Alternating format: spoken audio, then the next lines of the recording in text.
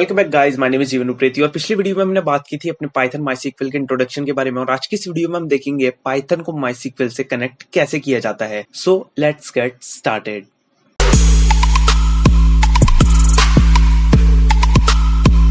So guys, यहाँ पर हम इस सीरीज के अंदर देख रहे हैं पाइथन माइस्क्ल के बारे में, और आज की इस वीडियो में हम देख रहे हैं पाइथन को माइस्क्ल से कनेक्ट कैसे किया जाए।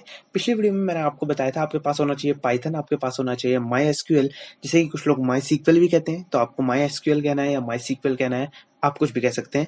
यहाँ पर सबसे पहले मैं आऊंगा अपने स्टार्ट मेन्यू में, और हम यहाँ पर देखेंगे हमारे पास पाइथन इंस्टॉल्ड है या फिर नहीं है। तो मेरे पास यहाँ पर है पाइथन इंस्टॉल्ड, और मेरे पास पाइथन 3.7 है। आप लेटेस्ट वर्जन को इंस्टॉल कर सकते हैं। मेरे पास पाइथन 3.8 भी था, but because of some reasons मैं पाइथन 3.7 को यूज कर रहा हूँ। तो यहाँ पर बात आती है, पाइथन हमारे पास है। अगर आपके पास पाइथन नहीं है, आप पाइथन को डाउनलोड इंस्टॉल कर सकते हैं। ऑलरेडी इसकी एक वीडियो है हमारी पाइथन की सीरीज के अंदर, सेकंड वीडियो, तो उस बात को मैं यहाँ पे रिपीट नहीं करूंगा। और यहाँ पर हमारे पास होना चाहिए माइस्क्ल, तो माइस्क्ल मैं देखूंगा और मेरे पास माइस्क्ल 8.0 इंस्टॉल्ड है। तो आप क्या करें, माइस्क्ल आपको इंस्टॉल करना है। अगर आपका इंस्टॉल्ड है बहुत अच्छी बात है, अगर इंस्टॉल नहीं है आप सिंपली जाए यूट्यूब पे और सर्च करें how to download install MySQL, और आप इसको इंस्टॉल कर सकते हैं। एकदम स्ट्रेट फॉरवर्ड सारे स्टेप्स हैं। तो हमारे पास यहाँ पर है पाइथन, हमारे पास यहाँ पर है माइस्क्ल, बट हमको क्या चाहिए, हमको इन दोनों को इंटीग्रेट करना है। हमको इन दोनों के बीच में कनेक्टिविटी प्रोवाइड करनी है और कनेक्ट करना है पाइथन को माइस्क्ल से। तो इसके लिए हमें क्या करना होगा, एक इंटरमीडिएटर चाहिए होगा बीच में। तो हम यहाँ पर यूज करेंगे पाइथन माइस्क्ल कनेक्टर को, और उसके लिए हमें क्या करना पड़ेगा, ये एक पैकेज की फॉर्म में हमारे पास होगा। और हमको क्या करना होता है, पाइथन के अंदर कोई भी मॉड्यूल को, पैकेज को इंस्टॉल करना होता है, तो हम क्या करते हैं, हम आते हैं अपने पावरशेल विंडो पे, या फिर आते हैं हम अपने कमांड प्रॉम्प्ट पे। तो आप चाहे तो यहाँ पे आके cmd लिखें और कमांड प्रॉम्प्ट भी खोल सकते हैं।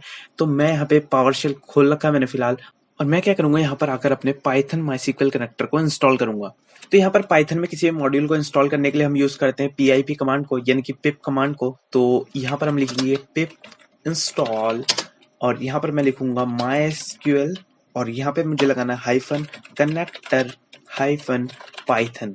सिंपली आप याद रखें, ये स्टेटमेंट लिखनी है आपको। और यहाँ पर मैं थोड़ा सा जूम इन करूंगा ताकि आपको क्लियरली विजिबल हो, और यहाँ पर आप टाइप करें pip install MySQL connector Python, और जैसे आप एंटर करेंगे तो ये इसे इंस्टॉल करेगा, और यहाँ पर ये इसे इंस्टॉल कर रहा है, और यहाँ पर ये सक्सेसफुली इंस्टॉल्ड हो गया है। तो यहाँ पर ये सक्सेसफुली इंस्टॉल्ड हो चुका है, और मैं आपको यहाँ पे सजेस्ट करूंगा कि आप अपने PIP को अपडेट कर लें।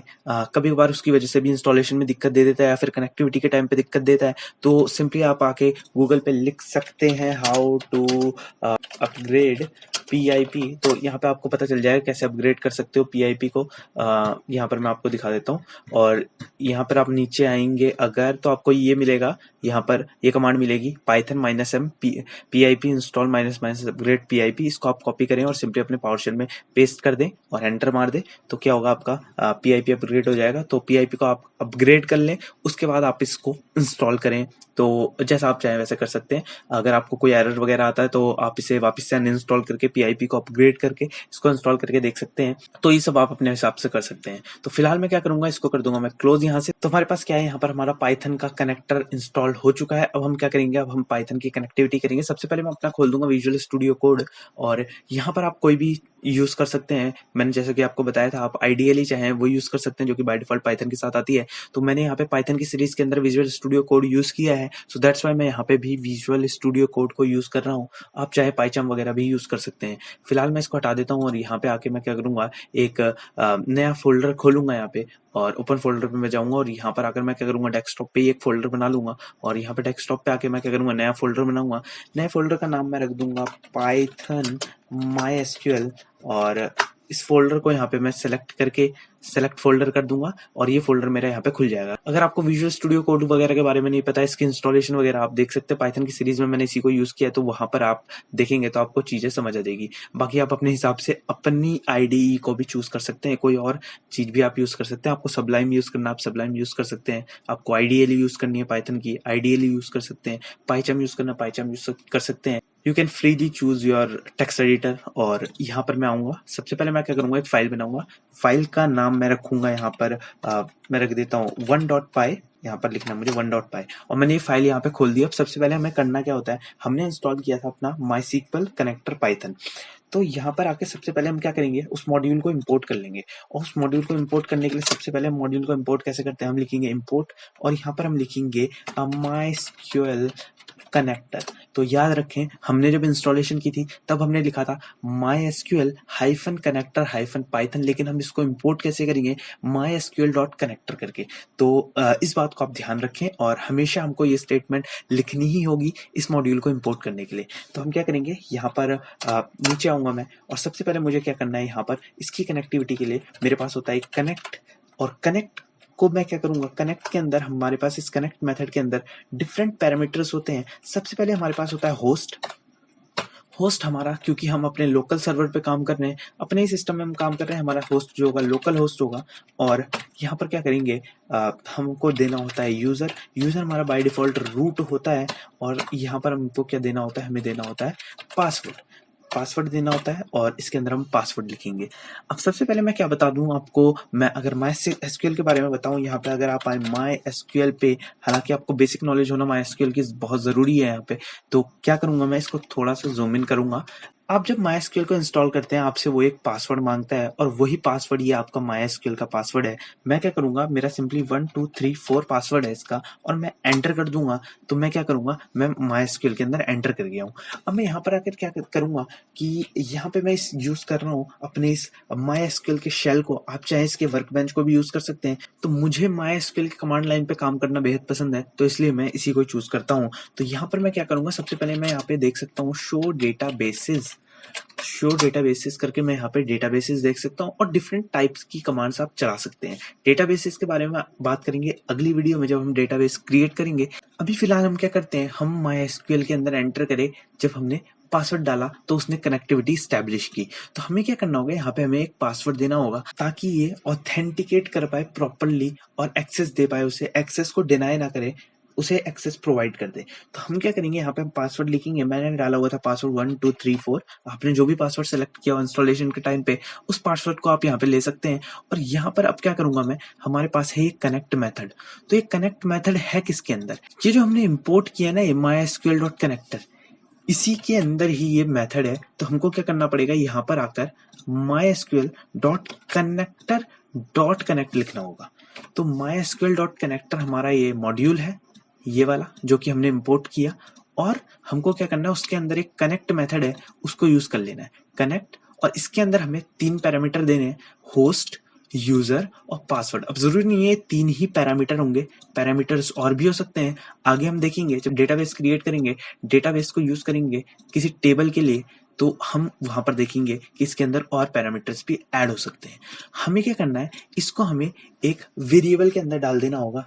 जैसे कि फॉर एग्जांपल मैं बना देता हूँ db1 नाम का एक वेरिएबल। तो क्या होगा, ये db1 हमें दिखाएगा कि ये कनेक्टिविटी आके इसके अंदर यहाँ पर हम यूज कर पाएंगे db1 की हेल्प से इसे। तो अभी यहाँ पर क्या करेंगे, हमारी अगर कनेक्टिविटी स्टैब्लिश हुई है या नहीं हुई, उसे देखने के लिए हम क्या करेंगे, हम सिंपली अगर हमारी कनेक्टिविटी स्टैब्लिश हो गई है तो ये स्टेप हमारा कंप्लीट होगा।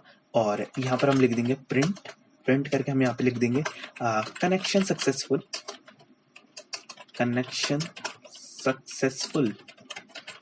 तो हमने लिख दिया कनेक्शन सक्सेसफुल। तो क्या होगा, अगर हमारा ये स्टेप चलता है तो ये प्रिंट स्टेटमेंट पे आएगा और लिख देगा कनेक्शन सक्सेसफुल। तो मैं इसे फिलहाल सेव करता हूँ और जैसे ही मैं इसे रन करता हूँ तो यहाँ पर मेरे पास आ चुका है कनेक्शन सक्सेसफुल। तो क्या हुआ, हमारा पाइथन हमारे MySQL से कनेक्ट हो चुका है। लेकिन अगर मैं यहाँ पे पासवर्ड चेंज कर दूं, फॉर एग्जांपल मैं चाहता हूँ देखना कि अगर मेरा कनेक्शन स्टैब्लिश ना हो तो हमें क्या देखने को मिलेगा, तो हमें सिंपली एरर देखने को मिलेगा। तो मैंने यहाँ पे पासवर्ड गलत डाल दिया, तो इस बार अगर मैं इसे सेव करता हूँ तो ये हमें यहीं पे एरर दिखा देगा और ये स्टेटमेंट हमारी चल ही नहीं पाएगी। तो मैं अब इसे रन करता हूँ तो इस बार मेरे पास यहाँ पे एरर आया, और एरर क्या है हमारे पास, access denied for user root. Access denied है यूजर रूट के लिए। एक्सेस क्यों डिनाई हुई, क्योंकि हमने पासवर्ड गलत दिया था, तो वो एक्सेस डिनाई कर दी उसने और वो से वहां पे कनेक्ट नहीं कर पाया। तो हमारे पास अगर हम यहाँ पे कुछ पासवर्ड की गलती करते हैं या कुछ और करते हैं, हमारे पास यहाँ पे एक्सेप्शन आ सकती है, हमारे पास यहाँ पे एरर आ सकता है। तो अभी मैं इसे ठीक कर दूं, तो मैं पासवर्ड डाल देता हूँ सही, और इस बार मैं इसे रन करूंगा तो हमारे पास यहाँ पे कनेक्शन सक्सेसफुल आ चुका है। तो यहाँ पर आप एक्सेप्शन हैंडलिंग वगैरह लगा के और अच्छी तरह से इसको कर सकते हैं। एक्सेप्शन हैंडलिंग के बारे में मैंने अपनी पाइथन की सीरीज के अंदर बताया हुआ है, और आई थिंक 58th वाली वो वीडियो होगी, तो उसे भी आप देख सकते हैं। तो ये पाइथन के सब कंसेप्ट तो हमने वहाँ कवर किए हुए हैं। अभी फिलहाल हम बात कर रहे हैं इसकी। तो हमने क्या किया है, यहाँ पर सक्सेसफुली अपना कनेक्शन स्टैब्लिश कर दिया है, अपने पाइथन का कनेक्शन स्टैब्लिश कर दिया है माइस्क्यूएल के साथ। और आगे की वीडियोस में हम देखेंगे कि कैसे हम डेटाबेस क्रिएट कर सकते हैं, टेबल्स क्रिएट कर सकते हैं, कैसे हम और सारे ऑपरेशंस उस टेबल पे परफॉर्म कर सकते हैं, इंसर्शन, डिलीशन वगैरह। तो फिलहाल मैं यहाँ पर एक बार फिर से आपको ओवरव्यू दूं, थोड़ा सा मैं इसे जूम इन करूंगा, और यहाँ पर ऑल्ट Z से हम इसे वर्ड रैप कर सकते हैं ताकि ये उधर ना जाकर हमारा नीचे ही आ जाए। और इसको मैं जैसे ही जूम इन करूंगा तो आप इस कोड को देख सकते हैं। सबसे पहले हमने किया इंपोर्ट mysql.connector को, और फिर हमने क्या किया, mysql डॉट कनेक्टर के अंदर हमारे पास कनेक्ट नाम का एक मेथड था, और यहाँ पर क्या हुआ, हमको 3 पैरामीटर देने थे। होस्ट देना है, लोकल होस्ट, और यहाँ पर क्योंकि हम अपने लोकल होस्ट पे काम कर रहे हैं, और यहाँ पर क्या है, यूजर हमारा बाय डिफॉल्ट रूट होता है यूजर, और यहाँ पर आकर हमने पासवर्ड दिया। तो पासवर्ड क्या है हमारा, जो अगर हम एकदम एक्यूरेट पासवर्ड देंगे तो वो उसे सक्सेसफुली कनेक्ट कर देगा हमारे डेटाबेस से। अगर हम पासवर्ड गलत देते हैं, हमारी एक्सेस डिनाइड हो जाएगी। तो हम यहाँ पर इस तरह से कनेक्टिविटी कर सकते हैं। सो आशा करता हूँ आपको ये वीडियो पसंद आया होगा और कंसेप्ट समझ आया होगा। सो फिलहाल के लिए इस वीडियो में इतना ही रखूंगा, और मैं मिलूंगा आपसे नेक्स्ट वीडियो में, जहाँ पे हम डेटाबेस क्रिएट करके देखेंगे। सो फिलहाल के लिए इस वीडियो में इतना ही। Thanks a lot for watching guys. Okay, bye.